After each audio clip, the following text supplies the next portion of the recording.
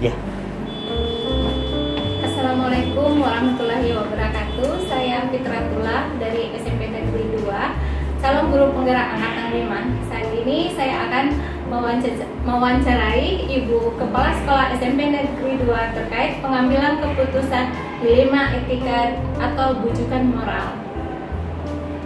Permisi Ibu. Ya, ada beberapa yang saya ingin interview mengenai pengambilan keputusan Ibu terkait dilema etika dengan atau bujukan moral.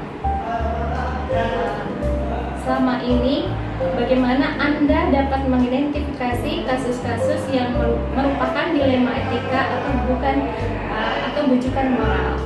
Ya, jadi terima kasih. Yang pertama itu harus kita pahami dulu apa itu dilema etika dan apa itu bujukan moral. Nah, kita tahu bahwa dilema etika itu merupakan suatu kasus benar melawan benar. Terkadang kita sulit untuk mengambil suatu keputusan karena kedua-duanya merupakan sesuatu hal yang benar, tapi kita harus memilih di antara salah satunya. Sedangkan bujukan moral itu berbeda, kebenaran melawan yang salah. Ini mungkin agak lebih mudah kita mengambil suatu keputusan karena tentunya kita akan pasti mengambil keputusan yang dianggap benar. Saya kira itu dulu yang harus diketahui. Jadi saya ulangi bahwa dilema etika itu merupakan suatu keputusan yang sama-sama benar. Sedangkan bujukan moral itu adalah keputusan yang salah satunya adalah keputusan yang salah atau salah satunya adalah keputusan yang benar. Selama ini bagaimana Anda menjalankan pengambilan keputusan di sekolah Anda, terutama untuk kasus-kasus di mana ada dua kepentingan yang sama-sama benar atau sama-sama mengandung nilai kebijakan? Iya, nah ini yang sulit. Kalau dia sama-sama benar, kemudian kita harus menentukan yang mana yang harus kita pilih. Maka kita tidak boleh langsung terburu-buru menentukan keputusan tersebut. Kita harus fokus keputusan yang mana yang harus saya ambil, yang mana yang lebih dipentingkan. Kemudian kita kumpulkan dulu fakta dan mungkin kita ada konsultasi dengan teman sejawat yang berkaitan dengan keputusan yang diambil. Jadi intinya bahwa yang pertama harus identifikasi dulu dan tetap fokus pada kasus yang sama-sama benar atau memiliki nilai kebajikan. Saya kira barangkali seperti itu. Selanjutnya, langkah-langkah atau prosedur seperti apa yang biasa Anda lakukan selama ini? Ya, seperti saya sampaikan tadi bahwa yang pertama itu kita harus mengidentifikasi dulu, identifikasi awal, kemudian kita tentukan tujuannya apa. Setelah itu kita baru menentukan solusi. Oh ini solusi yang harus saya ambil. Nah, setelah kita mendapatkan solusinya, baru kita mendapatkan keputusan. Jadi ada alur yang harus kita lakukan. Selanjutnya, hal-hal apa saja yang selama ini Anda anggap efektif dalam pengambilan keputusan pada kasus-kasus seperti dilema etika? Ya, jadi ada beberapa langkah untuk yang merupakan kegiatan efektif dan pengambilan keputusan, terutama untuk dilema etika ini. Yang pertama itu kita harus mengetahui dulu bahwa nilai-nilai yang saling bertentangan dalam situasi ini kita harus kenali. Kemudian menentukan siapa-siapa saja yang terlibat dalam situasi ini. Kemudian kita mengumpulkan fakta-fakta yang relevan sesuai dengan kasus dilema etika tadi. Kemudian kalau memungkinkan kita akan menguji kebenarannya dulu. Ya. Kemudian barulah kita membuat keputusan. Misal contoh ya, dalam kehidupan sehari-hari mungkin saya sebagai pimpinan terkadang ada satu hal dua pekerjaan yang harus berjalan pada hari yang sama, tapi di sisi lain harus menuntut saya harus hadir di dua tempat. Itu harus dibicarakan, tidak langsung memutuskan bahwa ini yang satu yang saya ikuti, tapi harus dibicarakan mungkin dengan pihak lain untuk mendapatkan solusi. Kira seperti itu. Ya. Selanjutnya, hal-hal apa saja yang selama ini merupakan tantangan dalam pengambilan keputusan pada kasus-kasus dilema etika? Ya, ini tantangan. Saya kira banyak ya. Yang pertama yang seperti tadi saya sampaikan, karena terkadang menyangkut masalah individu atau pribadi dengan institusi. Jadi ada yang menyangkut masalah pekerjaan, berkaitan dengan pekerjaan yang bersamaan dengan kegiatan pribadi. Nah, ini terkadang dilema, kita harus memilih antara kegiatan institusi kita ataukah misalkan kita harus mengikuti pribadi. Jadi memang harus betul-betul diperhatikan. Kemudian seperti aturan, ya, antara aturan yang harus dijalankan dengan benar, kemudian di sisi lain mungkin kita ada rasa kasihan, rasa iba, karena menyangkut masalah kemanusiaan. Nah, ini juga terkadang menjadi tantangan. Tapi saya kira tantangan seperti ini harus kita betul-betul bisa mengambil keputusan yang tidak ada yang merugikan, karena semuanya merupakan suatu kebenaran. Ya, ini makanya dinamakan menjadi dilema memang. Menjadi dilema di saat kita harus mengambil keputusan yang kedua-duanya benar. Selanjutnya, apakah Anda memiliki sebuah tata cara atau jadwal tertentu dalam sebuah penyelesaian kasus dilema etika? Apakah Anda langsung menyelesaikan di tempat atau memiliki sebuah jadwal untuk menyelesaikannya? Bentuk atau prosedur seperti apa yang Anda jalankan? Ya, yang pertama, terkadang memang ada dua hal. Keputusan itu harus diselesaikan pada hari itu juga. Maka itu harus dipikirkan, mengambil di tempat keputusan itu, tetapi butuh proses juga. Jadi tidak serta-merta langsung memutuskan, oh ini yang saya ambil. Tetapi tetap ada prosedur memikirkan, tetapi mungkin bisa saja diselesaikan di tempat tersebut. Misal dalam suatu waktu bersamaan, tiba-tiba ada dua hal yang bersamaan panggilan, maka saya harus menentukan ini dulu yang dijalankan, yang satunya mungkin jadi terkadang hanya masalah ada jangka panjang dengan jangka pendek, kita harus pikirkan dulu. Kemudian ada hal mungkin suatu persoalan, nah ini harus dijadwal. Jadi ada beberapa orang yang harus terlibat di dalamnya, maka ini dijadwal. Proses seperti saya sampaikan tadi, bahwa mungkin ada fakta-fakta dulu yang harus dijalani. Oh, ini siapa yang cocok, oh ini siapa yang harus kesana sih. Jadi seperti itu. Jadi dua-duanya bisa. Jadi bisa diselesaikan di tempat, tapi ada juga halnya mungkin saya harus ya sesuai dengan prosedur, dijadwalkan, melibatkan beberapa orang untuk melakukan keputusan. Selanjutnya, adakah seseorang atau faktor-faktor apa yang selama ini mempermudah atau membantu Anda dalam pengambilan keputusan dalam kasus-kasus dilema etika? Iya, jadi karena kepala sekolah itu adalah mitra dari guru yang ada di sekolah. Jadi yang pertama, kalau dia menyangkut masalah individu dan masalah pekerjaan atau kelompok dengan pribadi, nah, ini terkadang kita melibatkan keluarga. Ya. Sebagai contoh, misal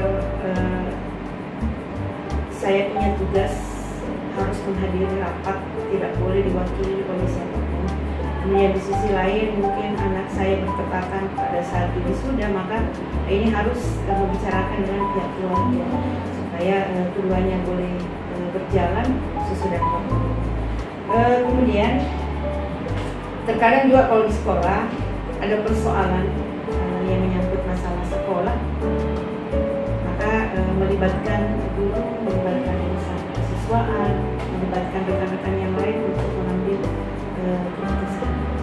Jadi ini penting, terkadang juga kolega, teman sejawat boleh, sesama kepala sekolah boleh, tapi terlebih lagi yang harus diperhatikan bahwa apabila persoalan di dalam sekolah itu terjadi, maka sebaiknya kita bicarakan dengan teman-teman yang ada di sekolah, yang unsur-unsur siapa saja yang terlibat di situ.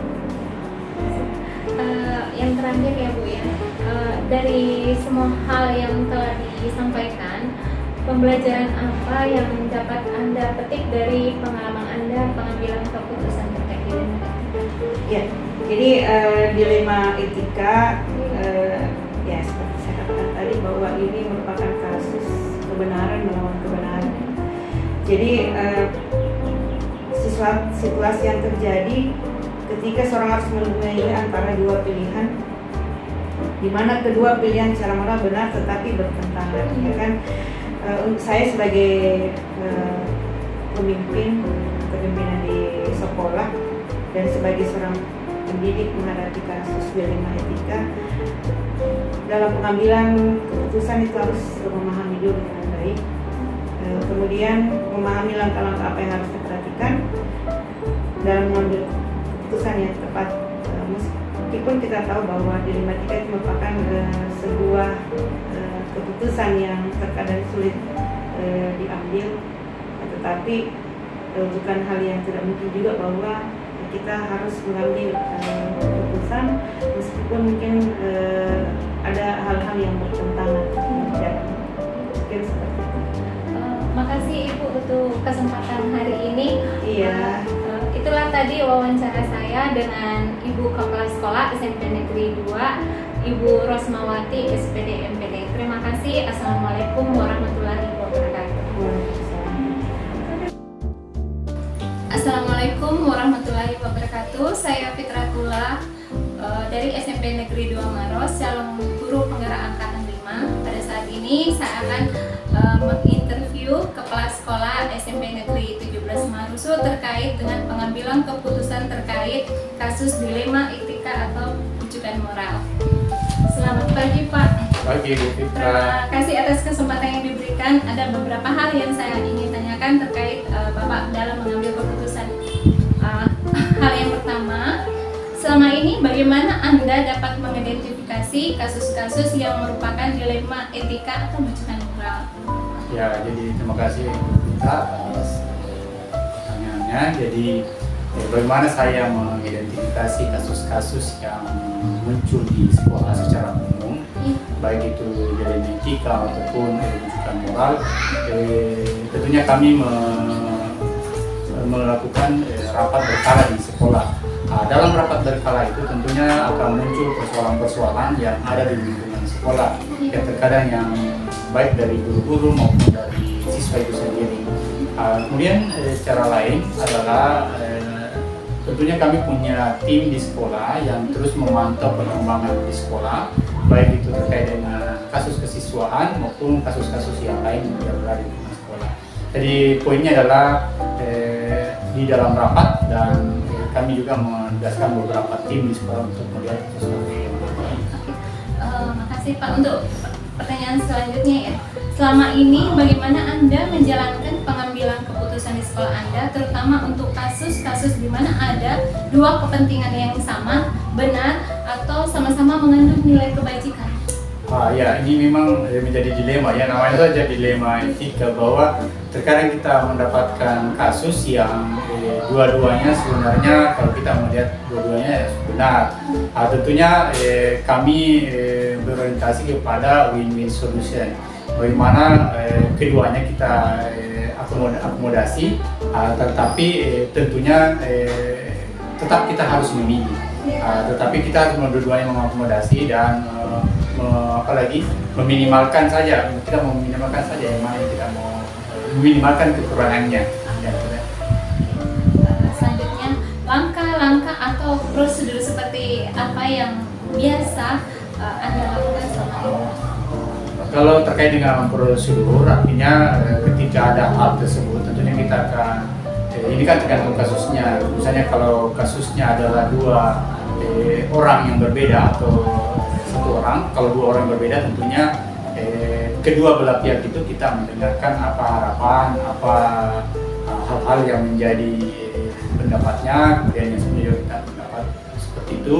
Kemudian kita satukan dan kita mencari hal yang terbaik. Tetapi kalau misalnya kasus misalnya hanya ada satu orang yang mempunyai dua pikiran yang berbeda, maka tentunya kita menimbang yang mana yang baik, yang mana yang buruk, sehingga kemudian disatukan. Selanjutnya, hal-hal apa saja yang selama ini Anda anggap efektif dalam pengambilan keputusan pada kasus dilema etika? Hal yang efektif kalau menurut saya adalah ketika kami membicarakan secara bersama. Ya, ketika ada kasus-kasus yang memang bukan ranah privasi, maka kami biasanya melakukan di rapat dengan dewan guru untuk menentukan pilihan yang terbaik. Ya, artinya ketika memang kita harus memilih, maka kita rundingkan dulu, kita meminimalkan efek dari pilihan tersebut. Baik, hal-hal apa saja yang selama ini merupakan tantangan dalam pengambilan keputusan pada kasus dilema etika? Ya, kalau terkait dengan tantangan, ya terkadang di satu belah pihak itu biasanya mempertahankan terkait dengan aturan. Dilema etika kan biasanya ada aturan yang dilanggar salah satunya, ya, tetapi dengan ada alasan yang bisa dibenarkan.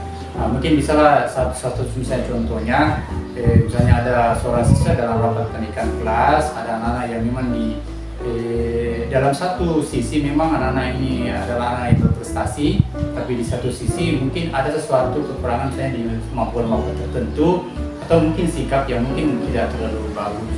Tentunya hal-hal yang kita tantangannya adalah bagaimana kita meyakinkan kepada teman-teman yang berpihak untuk tidak naik kelas ini supaya bisa menenangkan hatinya untuk menerima. Ya, jadi itu ya tantangannya, bagaimana meyakinkan semua pihak teman untuk bisa menyepakati apa yang dilakukan. Baik, apakah Anda memilih sebuah tata kala atau jadwal tertentu dalam sebuah penyelesaian kasus dilema etika, atau apakah Anda langsung menyelesaikan di tempat atau memiliki sebuah jadwal untuk menyelesaikannya, bentuk atau prosedur seperti apa yang Anda jalankan selama ini? Untuk menyelesaikan suatu persoalan bukan hanya dilema etika, kami melihat urgensinya. Ketika kita melihat bahwa urgensi dari suatu masalah itu harus diselesaikan pada saat itu, ya tentunya kami harus lakukan pada saat itu juga. Tapi jika sekiranya persoalan atau masalah-masalah yang timbul, baik itu dilema etika atau hal lainnya masih bisa menunda waktu, maka tentunya kami membuat satu planning waktu sehingga semuanya bisa lebih tenang, lebih slow, sehingga kita mendapatkan keputusan yang lebih bagus. Baik Pak, adakah seseorang atau faktor-faktor apa yang selama ini yang mempermudah atau membantu Anda dalam pengambilan keputusan dalam kasus dilema etika? Faktor-faktor atau orang-orang person ya? Iya. Ya, saya kira seperti yang saya sampaikan tadi, bahwa ketika kami punya persoalan yang tidak ranah privasi di sekolah kami melakukan dalam rapat dewan guru. Sehingga kalau ditanya adakah orang-orang, maka tentunya adalah tim kami, keluarga kami di SMP Negeri 17 Parsu ini, kami bersama-sama memikirkan sesuatu hal yang mencari solusi yang terkait dengan dilema etika. Tapi tentunya kalau misalnya ranahnya ke privasi, biasanya kan ada persoalan siswa yang ranahnya privasi terkait dengan hal tersebut. Tentunya terkadang kami memilih salah satu guru yang kami anggap bisa membantu dalam hal persoalan tersebut, apakah terkait dengan agama, ya kami yang sedikit paham terkait keagamaan. Baik Pak, ini yang terakhir ya. Dari semua hal yang telah disampaikan tadi, pembelajaran apa yang dapat Anda petik dari pengalaman Anda mengambil keputusan terkait dilematika? Dari perjalanan tadi ya, wawancara tadi Iya. ya, saya kira persoalan dilema etika memang ini sering kali muncul di Iya, benar. sekolah. Karena terkadang ada hal-hal tertentu kita ingin menegakkan suatu aturan, tetapi ada perasaan juga yang bermain di dalam hal tersebut. Nilai-nilai kebajikan juga. Artinya kita tidak melihat secara utuh, ya, tidak melihat bahwa harus kita tegakkan secara utuh itu. Terkadang kita ada diskriminasi, apa namanya, diskresi terkait dengan hal-hal yang lain. Tentunya poinnya adalah bagaimana kita tetap menegakkan aturan, tetapi tetap kita harus mendekresi, istilahnya ya, sedikit memahami lah terkait dengan hal-hal yang mungkin tidak, yang bisa menyelesaikan persoalan tersebut. Makasih Pak, sangat luar biasa. Makasih untuk kesempatan hari ini. Itulah tadi interview tentang bagaimana Kepala Sekolah 17 Marusu mengambil keputusan terkait dengan dilematika. Oke, terima kasih. Assalamualaikum warahmatullahi wabarakatuh. Waalaikumsalam warahmatullahi wabarakatuh.